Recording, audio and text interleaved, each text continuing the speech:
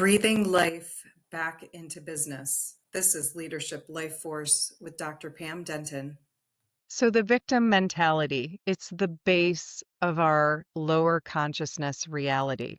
When we're working on the 8 levels of consciousness, getting out of our stuck lower vibration and raising our consciousness so that we can attract what we want into our leadership, business, and life, it's really important to look at the victim mentality because it comes from sympathetic stress, that sympathetic freeze personality where you become frozen in something that you don't want to be. In fact, your posture gets fixed and rigid. When we're in the victim, we shut down and our systems start to collapse. It really is a state of deep, deep suffering that gets programmed in sometimes when we just don't have our power yet. Now, doing this work doesn't mean that you have to go into your wounds yet. Do that when you're ready.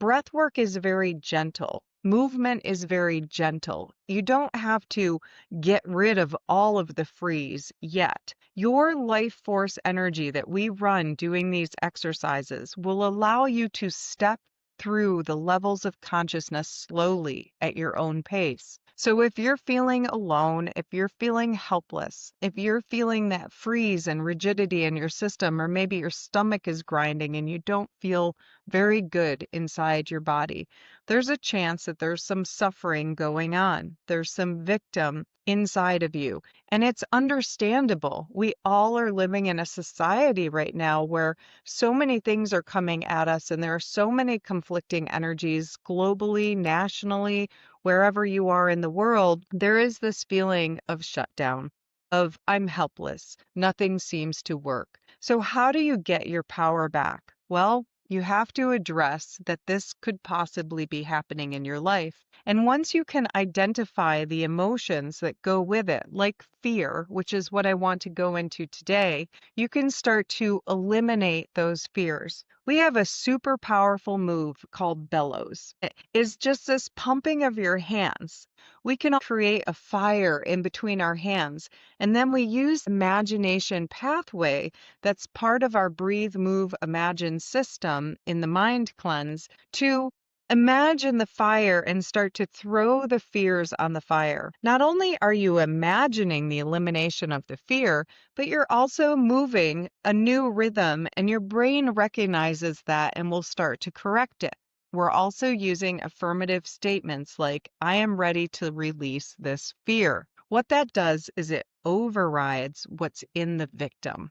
The victim feels like nothing seems to work. You're helpless, you're drained, you're out of energy. When we start to move and pump our life force energy, we can start to eliminate if you can't get the thoughts and the movements to work together because bellows is part of our activation system, go back to regulation and just imagine that you're throwing the fears in a fire, or find a trusted friend or a consultant that you feel very safe with, that you can just go through your fears and do what I call a fear elimination. You can write it down on a piece of paper and then literally burn it in a safe place. I call that a fear burning ceremony. There are so many ways.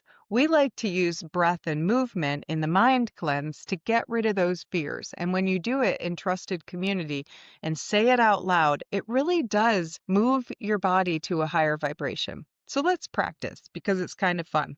Start by elbow drumming, we call it.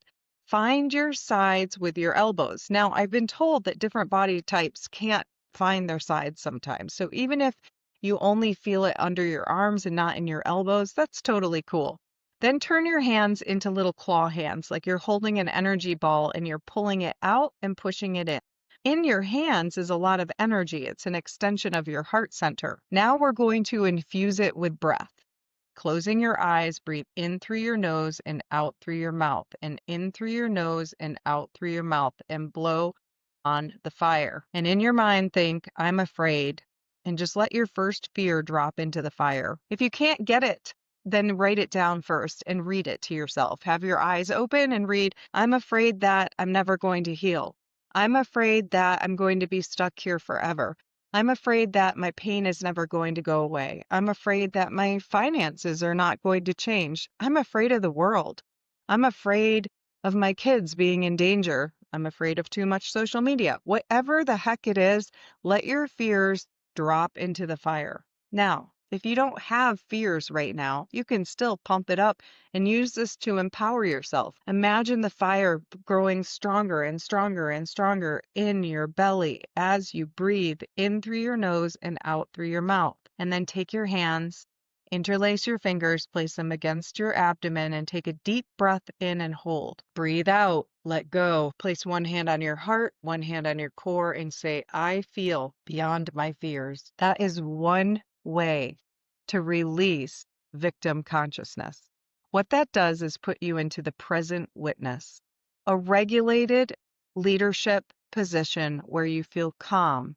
You feel like you've released those restrictions of fear that are holding you in a state of not feeling so good inside your body. Once we raise the consciousness, then we can start to really ask our higher consciousness, that place of joy and love and freedom, what it is that we truly want for ourselves. Next one, the martyr. Stay tuned.